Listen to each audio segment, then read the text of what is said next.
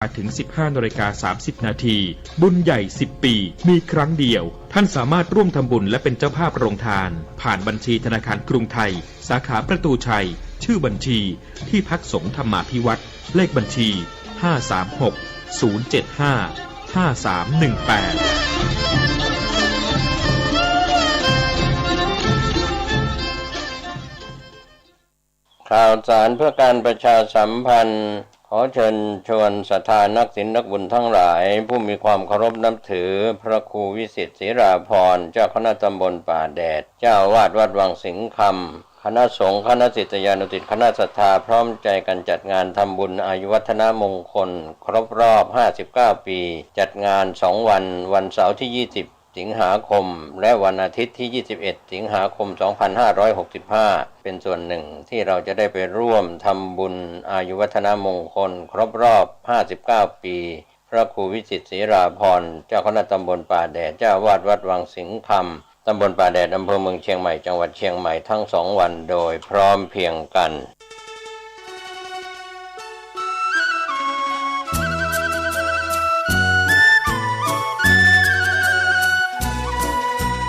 ความเจริญมั่นคงอยู่ที่ความเสียสละอดทนมั่นคงแข็งแรงแสวงหาความรู้ต่อสู้กับศักดิ์กำจัดสิ่งเสื่อมติดเสริมสร้างชีวิตพอมีพอเพียงพระบาทสมเด็จพระเจ้าอยู่หัวท่านรับสั่งให้ใช้ชีวิตพอมีพอเพียงเราก็อยู่กันได้เพราะฉะนั้นคนไทยต้องสมัครสมานสามัคคี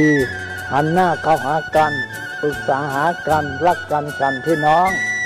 เราก็จะอยู่ได้เพราะเวลานี้ยุคโลกาภิวัตน์มันจะมีการเปลี่ยนแปลงทางขนบธรรมเนียมจริตประเพณีบางสิ่งบางอย่างก็ขอให้นึกถึงบรรพบุรุษของชาติว่าบรรพบุรุษปู่ย่าตายายเราได้สั่งสมอบรมลูกหลานของคนไทยทุกคนให้ตั้งอยู่ความสามัคคีมีความสมัครสมานกลมเกลียวเมตตาปราณีเอื้ออารีเอื้ออาทรในราชการเวลานี้ประเทศชาติของเราก็เจริญมั่นคงเพราะเหตุว่าคนไทยรวมน้ำจิตน้ำใจกันสร้างสรรค์ความเจริญงอกงามเพื่อความเจริญงอกงามแก่ชาติพระพุทธศาสนาสำนักงานของพระมหากษัตริย์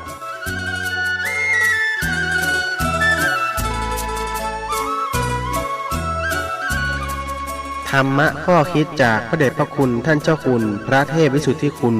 ด้วยความปรารถนาดีจากสถานีวิทยุพระพุทธศาสนาคลื่นธรรมะเพื่อประชาชน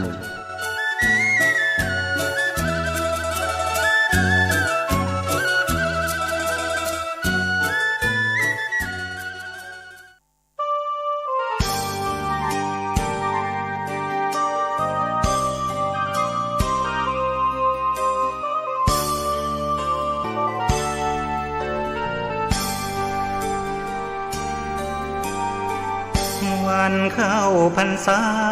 เรามาร่วมใจเลิกดื่มสุราเมลัยถวายเป็นพุทธบูชาทุกสิ่งเสพติดทำลายชีวิตทั้งใจวาจาผิดศีลข้อที่5สาเหตุให้เกิดเพศภัยใช้สติไตรตรองให้ลองคิดดูเหล้ายานั้นคือศัตรูก็กินทรัพย์สินภายในทำร้ายครอบครัวไร้ความสุขลูกเมียทุกใจเงินทองที่หามาได้สลายไปกับน้ำเมาตั้งจิตอธิษฐานสาบานไว้ว่าวันเข้าพรรษาเลิกราแล้วเล่าเข้าวัดทำบุญกันเถิดพวกเราให้พระขัดเกลากิเลสเบาบางหลวงพ่อเจ้าคุณท่านคอยห่วงใยอยากเห็นครอบครัวสดใสปลอ อดภัยในทุกทางเลิกเมาแล้วขับไม่ถูกจับปรับให้เสียสตางค์อย่าปล่อยตัวเข้าเกี่ยวว่างเสริมสร้างชีวิตครอบครัว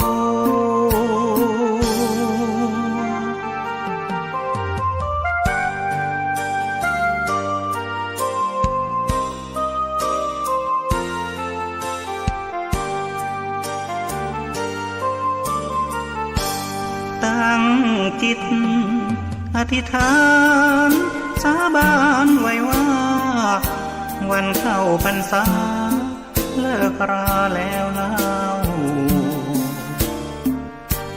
เข้าวัดทำบุญกันเถิดพวกเราให้พระขัดเกลากิเลสเบาบาง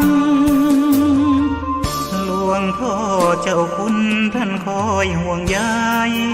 อยากเห็นครอบครัวสดใสปลอดภัยในทุกทางเลิกเมาแล้วขับไม่ถูกจับปรับให้เสียสตางค์อย่าปล่อยตัวเข้าเกี่ยวว่างเสริมสร้างชีวิตครอบครัว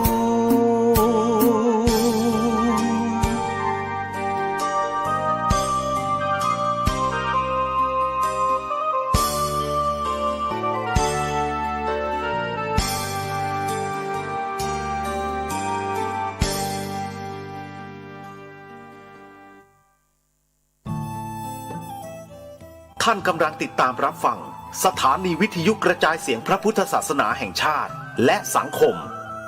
คลื่นเพื่อการศึกษาพระพุทธศาสนาและวัฒนธรรม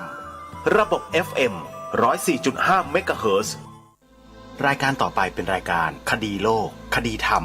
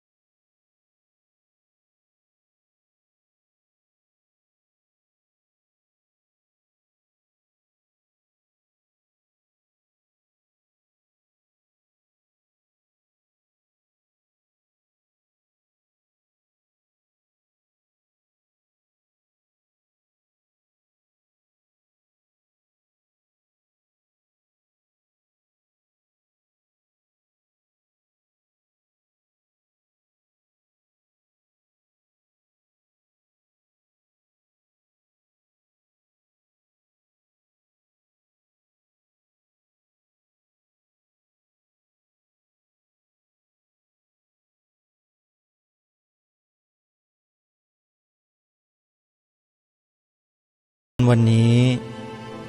วันขึ้น10 ค่ำเดือน 9วันนี้ตรงกับวันอาทิตย์ที่7 สิงหาคมพระพุทธศักราช2565รายการคดีโลกคดีธรรมมาพบกับท่านผู้ฟังเป็นปกติทุกวันจันทร์ถึงวันศุกร์และวันเสาร์อาทิตย์ทางสถานีวิทยุแห่งนี้ท่านผู้ฟังสามารถดาวน์โหลดแอปพลิเคชันวิทยุพุทธศาสนาทั่วไทยเพื่อติดตามรับฟังรายการนี้ได้ทุกวันแอปพลิเคชันนี้มีรายการธรรมะสาระที่เป็นประโยชน์ต่อชีวิต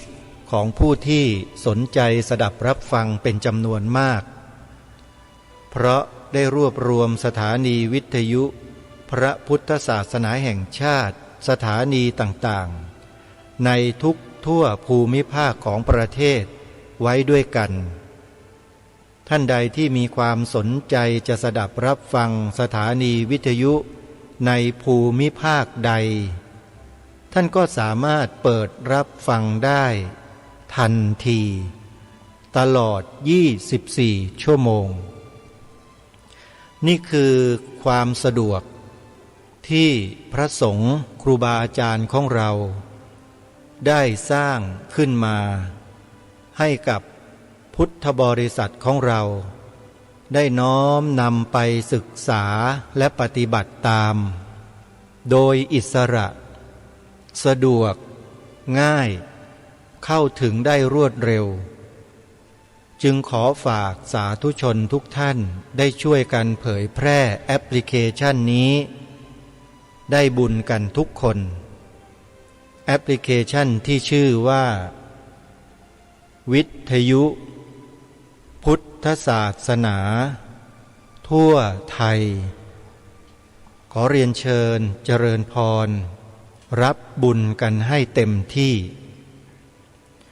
วันนี้รายการคดีโลกคดีธรรมจะได้นำเสนอเนื้อหาสาระในวารสารเสียงสงฆ์ต่อเนื่องจากครั้งที่แล้วซึ่งหัวหน้าพระธรรมทูตสายที่หนึ่งพระธรรมโกษาจารย์ชอบอนุจารีมหาเถระในสมัยนั้นท่านได้นำคณะพระธรรมทูตไปลงหลักปักฐานโรงเรียนพระปริยัติธรรมไว้ตามสถานที่แหล่งธุรกันดารในจังหวัดกาญจนบุรีไม่ว่าจะเป็นที่อำเภอทองผาภูมิหรืออำเภอสังขละบุรีเป็นต้นซึ่งสมัยก่อนการคมนาคมนั้นไม่สะดวกมีความยากลำบากมากแต่ด้วยความกรุณาของครูบาอาจารย์ของเราและการเล็งเห็นประโยชน์ในระยะยาวท่านจึงยอมลำบากยอมทุกข์ยากเพื่อจะนำพระธรรมคำสอนของพระสัมมาสัมพุทธเจ้าไปสถิตไว้ตามพื้นที่เหล่านั้นเพื่อหวังให้กุลบุตรกุลธิดาซึ่งเป็นพุทธศาสนิกชนในพื้นที่ได้ศึกษาเรียนรู้พระธรรมคำสอนของพระสัมมาสัมพุทธเจ้าได้อย่างถูกต้องนี่คือภารกิจของพระสงฆ์ในเมืองที่ท่านศึกษาเรียนรู้พระปริยัติธรรมแล้วท่านก็นำสิ่งเหล่านี้ไปทำการเผยแพร่ให้กับประชาชนเมื่อ50 กว่าปีที่แล้วและท่านก็ได้ทำการบันทึกเหตุการณ์ในครั้งนั้นไว้รายการคดีโลกคดีธรรมก็นำมาอ่านออกอากาศให้พวกเราได้ศึกษาเรียนรู้เหตุการณ์ในสมัยนั้นไปด้วยกันก่อนที่จะมาสดับรับฟังเนื้อหาสาระต่อเนื่องดังกล่าวขอแจ้งข่าวบุญให้กับเราท่านทั้งหลายได้มีส่วนร่วมกันดังนี้วันนี้ที่วัดธรรมปัญญารามบางม่วงตำบลบางช้าง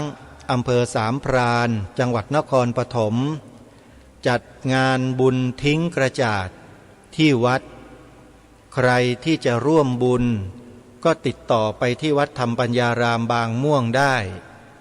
รายละเอียดต่างๆสามารถเข้าไปชมในเพจในเฟซบุ๊กของวัดธรรมปัญญารามบางม่วงได้เลยและที่วัดยายร่มแขวงบางมดเขตจอมทองกรุงเทพมหานครอยู่ที่ถนนพระรามที่2ซอย31หรืออย่างไรถ้าจำไม่ผิดนะโยมนะก็มีงานหล่อท้าวเวสสุวรรณในวันที่12 สิงหาคมที่จะถึงนี้หล่อท้าวเวสสุวรรณ2 องค์2 ตนใช้ว่า2 ตนนะโยมวัดยายร่มจะประกอบพิธีหล่อท้าวเวสสุวรรณ2 ตนประดิษฐานไว้ที่วัดยายร่มใครจะเดินทางไปร่วมเป็นเจ้าภาพร่วมกันหล่อเททองหล่อท้าวเวสสุวรรณในครั้งนี้ก็สามารถเดินทางไปร่วมงานกันได้นะงานนี้เขาจะประกอบพิธีเททองหล่อในเวลาประมาณ 17 นาฬิกาเศษตอนเย็นโยม5 โมงเย็นแต่ในงานนั้นวันที่12ก็จะมีการทำบุญตักบาตร เพื่อถวายเป็นพระราชกุศลแด่สมเด็จพระนางเจ้าสิริกิติ์พระบรมราชินีนาถพระบรมราชชนนีพันปีหลวงด้วยถ้าใครจะร่วมทำบุญตักบาตรช่วงเช้าก็สามารถเดินทางกันไปได้แต่เช้าแล้วอย่าลืมเย็นวันที่12 สิงหาคมไปร่วมเททองหล่อท้าวเวสสุวรรณ2 ตนที่วัดยายร่มนะโยมนะถนนพระรามที่2ไปทำบุญด้วยกันอาตมาภาพก็จะเดินทางไปร่วมประกอบพิธีดังกล่าวด้วยใครสนใจจะร่วมทำบุญก็เชิญได้นี่ก็เป็นข่าวประชาสัมพันธ์ในเบื้องต้นให้สาธุชนได้มีส่วนร่วมกันแล้วก็อย่าลืมอย่างที่บอกกับท่านผู้ฟังไปว่างานเผยแผ่ธรรมเป็นงานที่ได้อานิสงส์บุญมากใครได้มีส่วนร่วมก็จะได้รับอานิสงส์แห่งบุญนั้นมากมายวัดวาอารามต่างๆที่ท่านจัดตั้งสถานีวิทยุเผยแผ่ธรรมะอยู่ทุกวันนี้นั่นแหละคือแหล่งบุญของสาธุชนที่สามารถจะกอบโกยบุญได้วิธีการก็คือพวกเราบริจาคปัจจัยเป็นค่ากระแสไฟฟ้าให้กับวัดเหล่านั้นที่ท่านมีสถานีวิทยุนำธรรมะออกอากาศจะอยู่ที่ไหนใกล้ที่ใดก็เราก็ไปทำที่นั่นสะดวกที่ใดเราก็ทำที่นั่นเดี๋ยวนี้อยู่กันคนละภูมิภาคของประเทศหรืออยู่กันคนละซีกโลกก็สามารถทำบุญได้โดยง่ายด้วยวิธีการทำบุญออนไลน์ด้วยการโอนปัจจัยเข้าบัญชีของสถานที่ต่างๆเหล่านั้นนี่คือความสะดวกที่โลกมอบให้แก่พวกเราในยุคปัจจุบันท่านสาธุชนทั้งหลายใครสนใจก็อย่าลืมทำบุญกันได้นะโยมนะวัดที่ทางรายการแนะนำให้สาธุชนได้มีส่วนร่วมทำบุญถวายค่ากระแสไฟฟ้าเช่นวัดหนองกายอำเภอแม่แตงจังหวัดเชียงใหม่วัดฝายหินอำเภอเมืองจังหวัดเชียงใหม่วัดศรีอุดมวงศ์อำเภอวังสะพุงจังหวัดเลยวัดป่าจริยธรรมอำเภอนาด้วงจังหวัดเลยวัดอารามมงคลอำเภอยางตลาดจังหวัดกาฬสินธุ์วัดบ้านปลาคูนอำเภอโพนทรายจังหวัด101วัดป่าบ้านผืออำเภอรัตนบุรีจังหวัดสุรินทร์วัดสามชุกอำเภอสามชุกจังหวัดสุพรรณบุรีวัดธรรมปัญญารามบางม่วงอำเภอสามพรานจังหวัดนครปฐมวัดเขาปรีดีอำเภอทุ่งสงจังหวัดนครศรีธรรมราชวัดเกาะบกรัตนารามอำเภอรัตภูมิจังหวัดสงขลาเป็นต้นและยังมีสถานีอื่นๆอีกเป็นจำนวนมากมายหลายร้อยสถานีที่พระสงฆ์เราได้ทำงานเผยแผ่ธรรมผ่านสถานีพระพุทธศาสนาซึ่งเป็นสถานีวิทยุต่างๆใครสะดวกที่ไหนอย่างไรก็อย่าลืมทำบุญที่นั่นนะโยมนะช่วยครูบาอาจารย์ของเราได้ร่วมทำบุญกันตรงนี้ขออนุโมทนาบุญกับทุกๆท่านไว้ณโอกาสนี้ด้วยเอาละท่านสาธุชนช่วงนี้เรามาฟังบันทึกการเดินทางเผยแผ่พระธรรมคำสอนของพระสัมมาสัมพุทธเจ้าโดยหัวหน้าพระธรรมทูตสายที่หนึ่งในสมัยนั้นคือพระเดชพระคุณหลวงพ่อเจ้าคุณพระธรรมโกษาจารย์ชอบอนุจารีมหาเถระเมื่อปีพระพุทธศักราช 2511 ไปพร้อมๆกันได้นะบัดนี้ เมื่อครั้งที่ผ่านมาเราก็ได้สดับรับฟังมาถึงในช่วงที่พระธรรมทูตได้มาทำบุญที่วัดศรีสุพรรณอำเภอทองผาภูมิจังหวัดกาญจนบุรีโดยวันนั้นเป็นวันคล้ายวันเกิดของพระเดชพระคุณหลวงพ่อเจ้าคุณพระธรรมโกษาจารย์ด้วยท่านก็ได้จัดทำบุญในวันนั้นเลยก็คือ23มีนาคมพระพุทธศักราช2511แล้วก็ได้พบกับหลวงพ่ออุตตมะในสมัยนั้นด้วยแล้วก็ได้ร่วมงานกับพระเดชพระคุณท่านมาโดยตลอดมาถึงวันที่25มีนาคมปีเดียวกันเวลา 6 นาฬิกาตอนเช้ากำนันทุนสานายอำเภอถวายภัตตาหารข้าวต้มเวลา 17:15 นาทีหัวหน้าสายเตรียมเดินทางกลับพระครูสังฆรักษ์อุตตมะหรือว่าหลวงพ่ออุตตมะที่เรารู้จักกันดีวัดวังกะวิเวการามเนี่ยนะโยมนะได้นำคณะพระภิกษุสามเณรมากราบนมัสการหัวหน้าสายท่านหัวหน้าสายก็ได้ให้โอวาทให้เชื่อฟังในพระครูสังฆรักษ์อุตตมะและปฏิบัติธรรมพระวินัยศึกษาให้รู้ให้เข้าใจ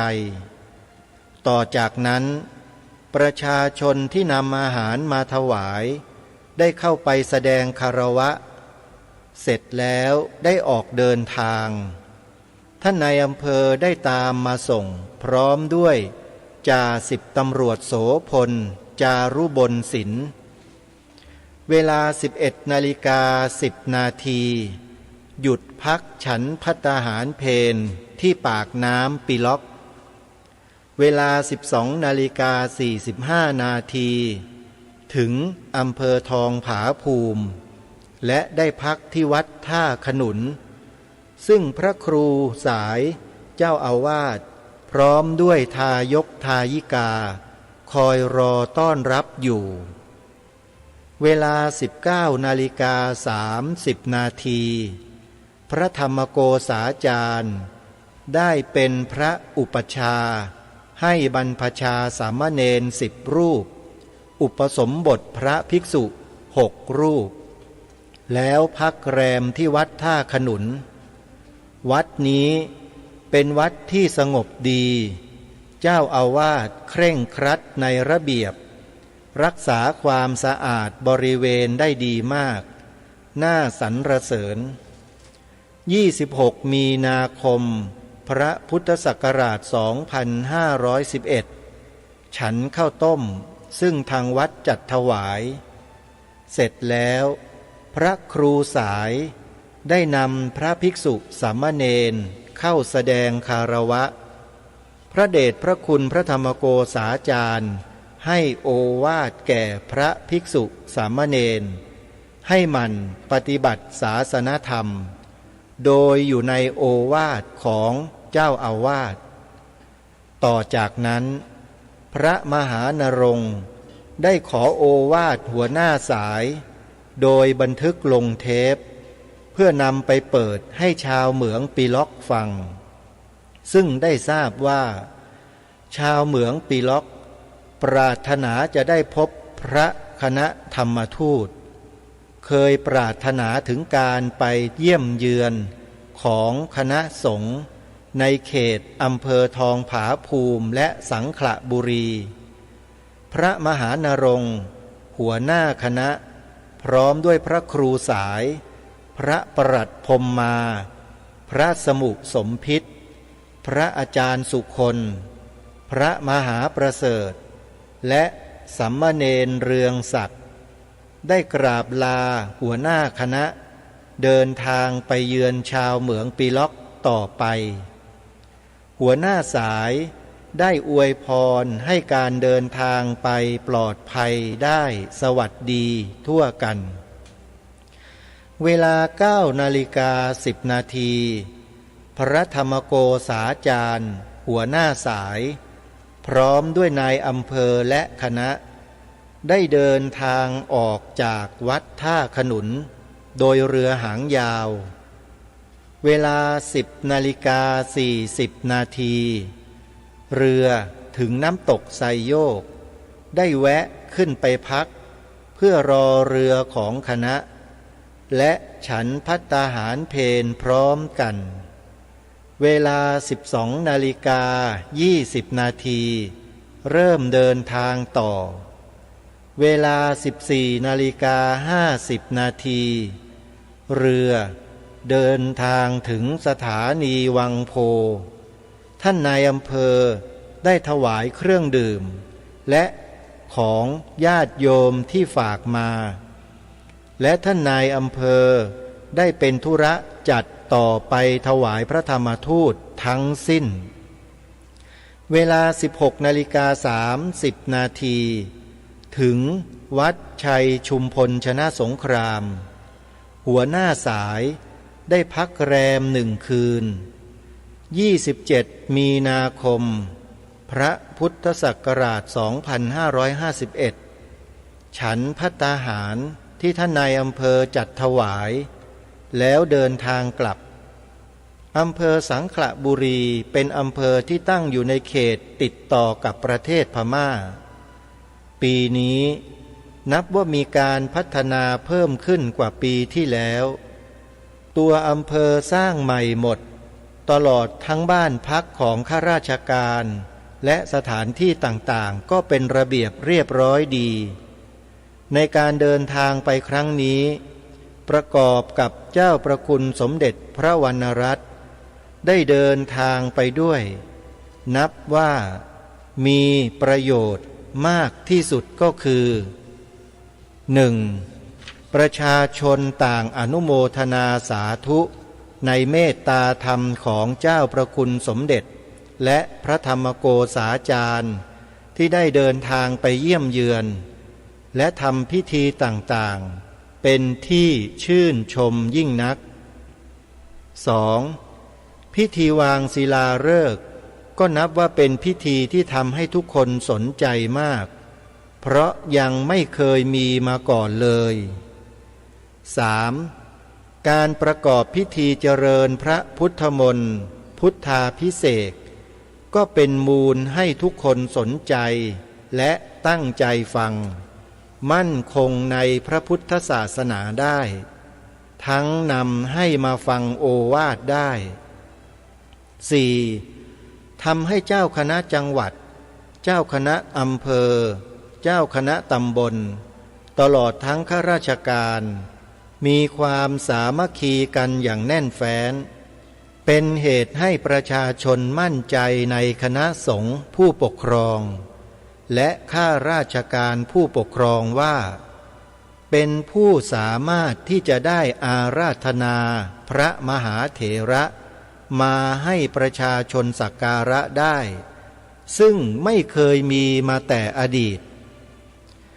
การเดินทางของหัวหน้าสายพระธรรมทูตสายหนึ่งเพื่อปฏิบัติการและตรวจงานพระธรรมทูตตั้งแต่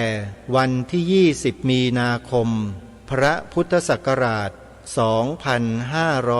2511 ถึงวันที่ 27 มีนาคมพระพุทธศักราช 2511 ได้บำเพ็ญกิจดังนี้คือ 1. เป็นประธานในการถวายตราตั้งผู้ช่วยเจ้าคณะตำบลหนองลูและไซโยก 2. ให้โอวาทแก่พระภิกษุสามเณรในวัดศรีสุวรรณและเขตใกล้เคียง 3. อำนวยการในเรื่องการวางศิลาฤกษ์และต้อนรับเจ้าพระคุณสมเด็จพระวรรณรัตน์แม่กองงานพระธรรมทูต 4. บำเพ็ญกุศลคล้ายวันเกิดโดยอาราธนาพระสังฆาธิการในเขตสังขละบุรีและเจ้าอาวาสในเขตใกล้เคียง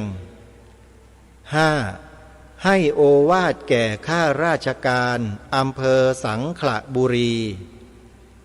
6. สละจตุปัจจัยทั้งสิ้นซึ่งพระมหาไพบูลย์กตปุญโญ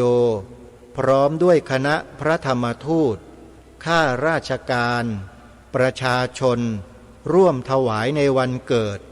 ให้บำรุงวัดศรีสุวรรณและวัดวังกะวิเวการาม 7. ทำพิธีเจริญพระพุทธมนต์และพิธีพุทธาภิเษก 8. ให้โอวาทแก่ประชาชนชาวสังขละบุรีและในเขตอื่นๆ 9. ให้การบรรพชาอุปสมบทที่อำเภอสังขละบุรีพระภิกษุ4 รูปสามเณร3 รูปวัดท่าขนุนอำเภอทองผาภูมิพระภิกษุ6 รูปสามเณร10 รูป 10. ให้โอวาทแก่พระภิกษุสามเณรที่วัดท่าขนุนและบันทึกโอวาทลงเทปเพื่อไปเปิดให้แก่ประชาชนคนงานเหมืองปีล็อกนี่ก็เป็นเหตุการณ์ในระหว่างวันที่20ถึงวันที่27มีนาคมพระพุทธศักราช2511ทางรายการก็ได้นำมาอ่านให้ท่านผู้ฟังได้สดับรับฟังเพื่อศึกษางานพระธรรมทูตในสมัยอดีตเมื่อ50 กว่าปีมาแล้วให้เราได้สดับรับฟังกันในวันนี้เชื่อว่าท่านผู้ฟังที่ให้ความสนใจก็จะได้เห็นถึงความสำเร็จในการปฏิบัติหน้าที่ของพระธรรมทูตดังกล่าวเป็นอย่างดีไม่ว่าเรื่องของการพบปะพูดคุยข้อเสนอประชุมให้โอวาทประกอบพิธีกรรมทางศาสนาวางศิลาฤกษ์จัดงานคล้ายวันเกิดแจกทานแจกวัตถุมงคลแจกหนังสือแล้วก็ไปรับไปส่งต่างๆเหล่านี้เนี่ยล้วนแล้วแต่บ่งบอกให้เห็นถึงความมีสายสัมพันธ์ในการปฏิบัติหน้าที่ของพระสงฆ์ต่างพื้นที่กันเป็นอย่างดีโดยเฉพาะพระสงฆ์องค์สำคัญของอำเภอทองผาภูมิก็คือพระครูสังฆรักษ์อุตตมะหรือหลวงพ่ออุตตมะแห่งวัดวังกะวิเวการามอำเภอทองผาภูมิจังหวัดกาญจนบุรีนั่นเองซึ่งเป็นที่รู้จักของผู้คนอย่างกว้างขวางมากที่สำคัญก็คือว่าที่อำเภอทองผาภูมิในยุคนั้นยังไม่เคยมีพระเถระผู้ใหญ่รูปใดในประเทศไทยได้เดินทางไปถึงที่นั่นเลยพระเดชพระคุณหลวงพ่อพระธรรมโกษาจารย์สมัยนั้นก็คือหลวงพ่อพระธรรมโกษาจารย์ชอบอนุจารีมหาเถระราชบัณฑิตท่านเป็นพระเถระผู้ใหญ่ระดับสูงที่เดินทางไปถึงที่นั่นเป็นรูปแรกของประเทศไทยแล้วการเดินทางไปของท่านนั้นไม่ใช่การเดินทางไปเที่ยวแต่เป็นการเดินทางไปปฏิบัติศาสนกิจที่สำคัญยิ่งคือการนำพระสงฆ์ผู้ทรงคุณความรู้ในข้อปริยัติและปฏิบัติทางพระพุทธศาสนาเนี่ยไปปักหลักลงเผยแผ่ธรรมอยู่ที่นั่นจึงทำให้สถานที่แห่งนั้นเนี่ยเกลื่อนกล่นไปด้วยข้อธรรมข้อวินัยของพระสัมมาสัมพุทธเจ้าอย่างกว้างขวางในเวลาอันรวดเร็วทั้งนี้ก็เพราะเหตุว่าชาวบ้านข้าราชการพระสงฆ์สามเณรพ่อค้าขหบดีที่นั่นต่างก็มีความปีติยินดีโสมนัสที่มีพระมหาเถระชั้นผู้ใหญ่ระดับสมเด็จพระราชาคณะเมตตาเดินทางไปเป็นองค์ประธานในการประกอบพิธีวางศิลาฤกษ์โบสถ์ที่นั่นเป็นครั้งแรก และจะบอกว่าเป็นครั้งเดียวในยุคนั้นก็ว่าได้ด้วยเหตุนี้แหละจึงทำให้ประชาชนในพื้นที่พระสงฆ์สามเณรในพื้นที่พ่อค้าประชาชนคหบดีในพื้นที่รวมถึงข้าราชการทั้งหมดให้ความสำคัญกับงานที่พระเดชพระคุณหลวงพ่อไปวางรากฐานเอาไว้ก็คืองานเผยแผ่พระพุทธศาสนางานเผยแผ่พระพุทธศาสนาในสมัยนั้นก็คือการวางรากฐานการศึกษาพระธรรมวินัยในรูปของโรงเรียนพระปริยัติธรรมนั่นเองนี่คือ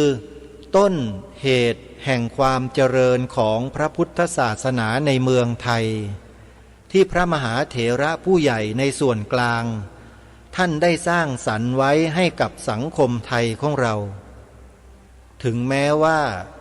จะเป็นระยะสั้นๆในช่วงเวลาประมาณ10 ปีกว่าๆก็ตามแต่ผลงานเหล่านั้นก็สามารถทำให้พระพุทธศาสนาในเมืองไทยของเราได้เจริญรุดหน้าขึ้นมาอย่างมากและรวดเร็วจริง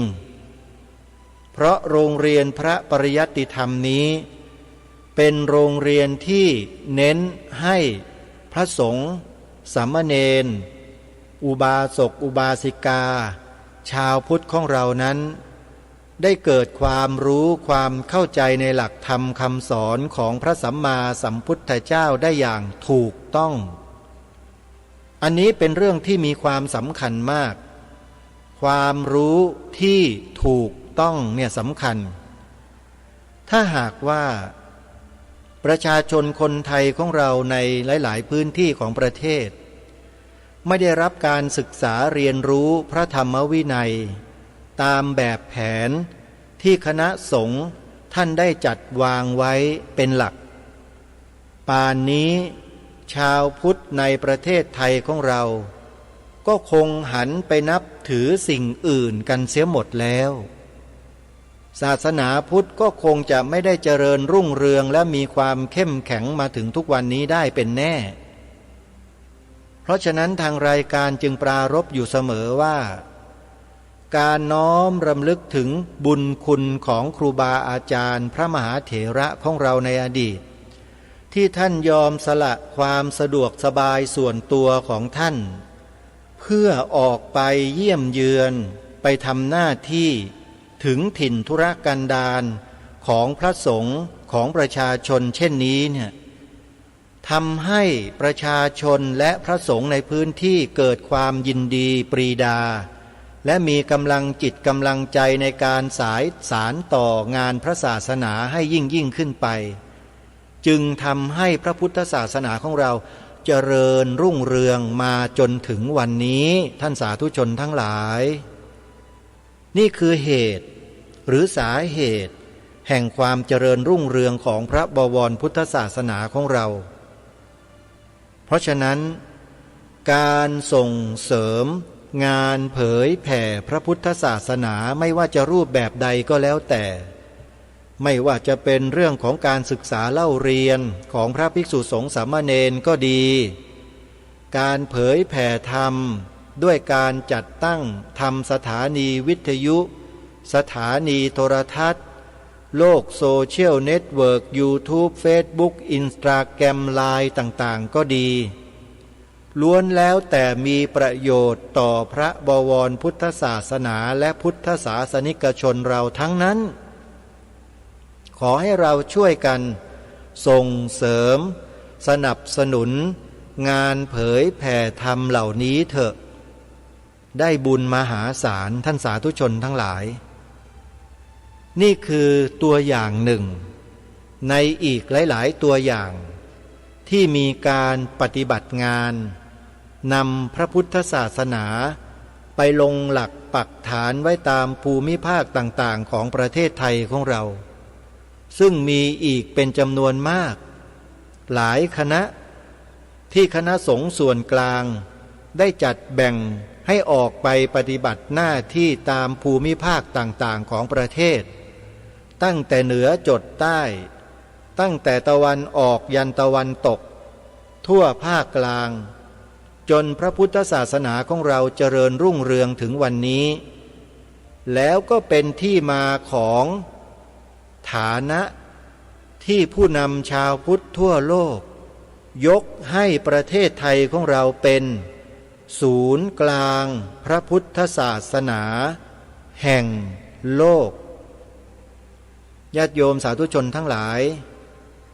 การที่ชาวต่างประเทศที่เป็นผู้นำชาวพุทธในหลายๆประเทศในโลกเขายกให้ประเทศไทยเป็นพี่ใหญ่ในการนำพระพุทธศาสนาทั่วโลกโดยการเป็นศูนย์กลางพระพุทธศาสนาแห่งโลกนั้นท่านสาธุชนคิดว่าเขายกย่องประเทศไทยถึงขนาดนั้นเนี่ยด้วยเขาเห็นอะไรท่านสาธุชนลองนึกดูที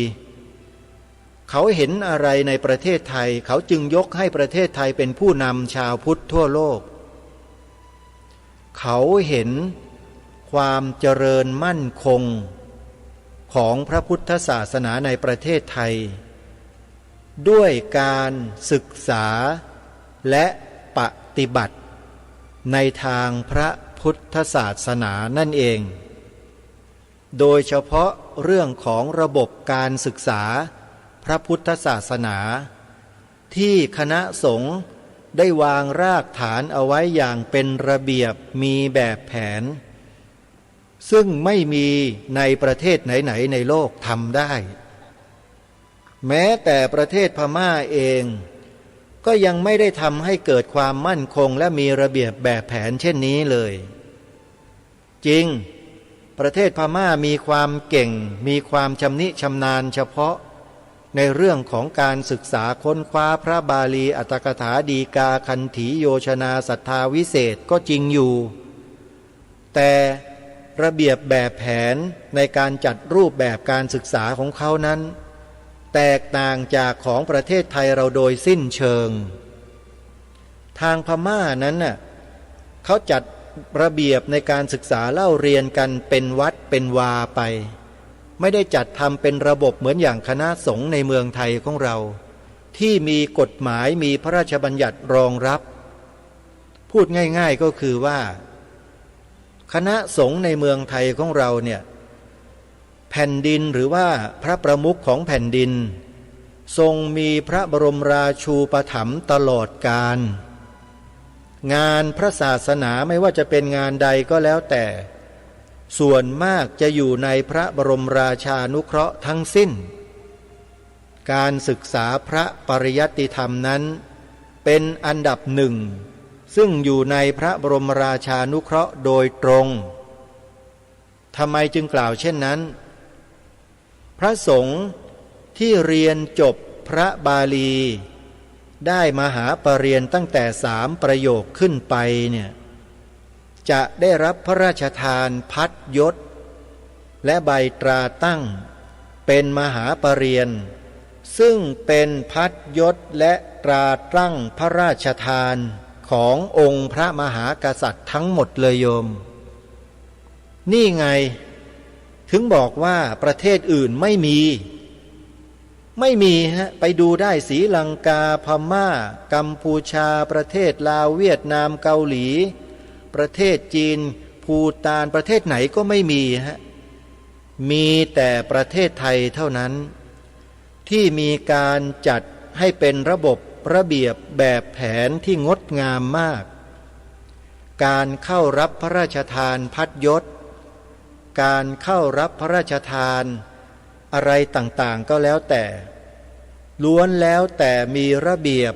มีแบบแผนสวยสดงดงามมากไม่เก้เก้กังไม่ระเกะระกะเหมือนอย่างที่ประเทศอื่นที่เขาเป็นลองไปดูงานพิธีของแต่ละประเทศก็แล้วกันท่านสาธุชนจะมีข้อแตกต่างจากประเทศไทยเรามากมายทีเดียวความเป็นระเบียบเรียบร้อยความมีสมณะสารูปความสงบเสงี่ยมของพระสงฆ์ไทยเราเนี่ย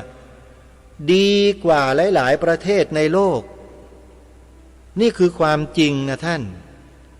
ไม่ใช่อาตมาภาพมาพูดอวยกันเองนะโยมนี่เรื่องจริงนะฮะ ไม่เชื่อท่านก็ลองไปอยู่ประเทศพม่าดูไปอยู่ประเทศลาวไปอยู่ประเทศกัมพูชาสิงคโปร์เกาหลี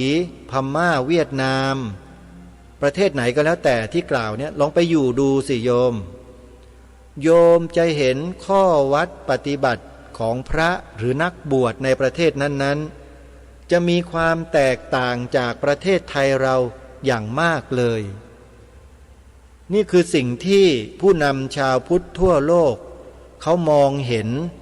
เขาทราบดีเขาประจักษ์แจ้งชัดเป็นอย่างดีแล้วเขาจึงได้ยกให้ประเทศไทยเป็นศูนย์กลางพระพุทธศาสนาแห่งโลกนี่แหละคือสิ่งที่เราภาคภูมิใจในขณะเดียวกันท่านสาธุชนครูบาอาจารย์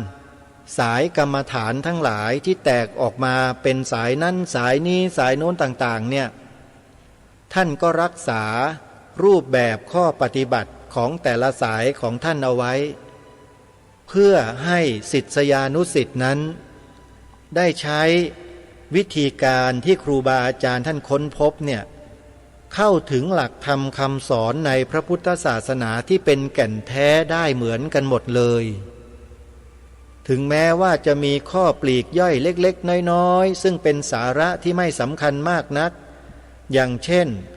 ครูบาอาจารย์สายกรรมฐานบางสายบางแห่งบางรูปท่านก็มีความพิเศษในเรื่องของวัตถุมงคลในเรื่องของสิ่งกายสิทธิ์ต่างๆเหล่านี้ที่ท่านพยายามอธิษฐานเพื่อให้ได้มาแจกลูกศิษย์ลูกหาของท่านเนี่ยตรงนั้นก็ถือว่าเป็นความพิเศษที่ท่านมีท่านได้และเป็นความโชคดีของลูกศิษย์ท่านทั้งนั้นเลยไม่ได้เป็นเรื่องเสียหายอะไรแต่ก็มีไอ้พวกคนบางประเภทที่ปลอมตัวเข้ามาเป็นชาวพุทธเราเนี่ยนะอาศัยจุดนั้นแหละมากล่าวมาพูดโจมตีใส่ร้ายป้ายสีพระพุทธศาสนาของเรามาใส่ร้ายป้ายสีพระสงฆ์ของเราอย่างไม่หยุดไม่หย่อนอย่างเช่นคำกล่าวหาว่าพระสงฆ์ที่รับเงินรับปัจจัยจากญาติโยมเนี่ยเป็นมหาโจรกันทั้งบ้านทั้งเมืองอย่างเนี้ยญาติโยมคิดว่าไอ้คำกล่าวหาของคนพวกนี้เนี่ยเชื่อถือได้ไหมแล้วเป็นจริงตามที่เขากล่าวหาหรือไม่โยมว่าพระสงฆ์ที่รับเงินจากญาติโยมมาสร้างประโยชน์ให้กับพระศาสนาอย่างที่โยมเห็นกันด้วยตากันเนี่ยตาเนื้อเนี่ยโยมสร้างโบสถ์สร้างวัดสร้างวามหาเจดีย์วิหารอะไรต่างๆเนี่ยโยมว่าพระเหล่านี้ที่ทำอย่างนี้เป็นมหาโจรกันหรือเปล่า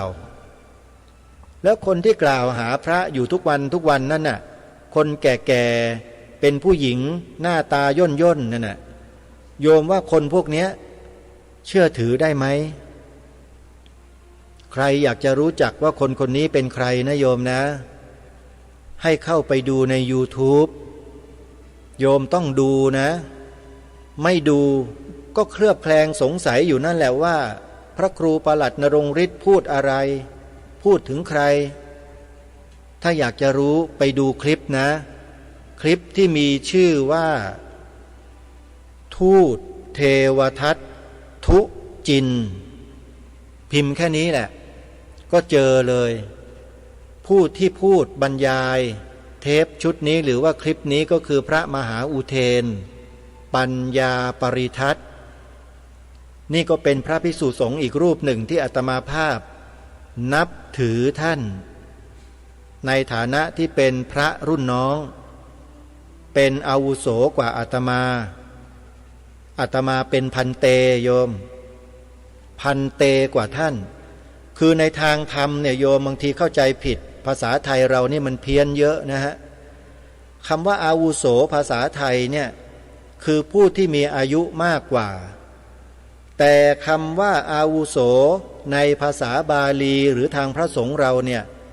เป็นผู้มีอายุน้อยกว่าโยมมันตรงกันข้ามนะเห็นไหม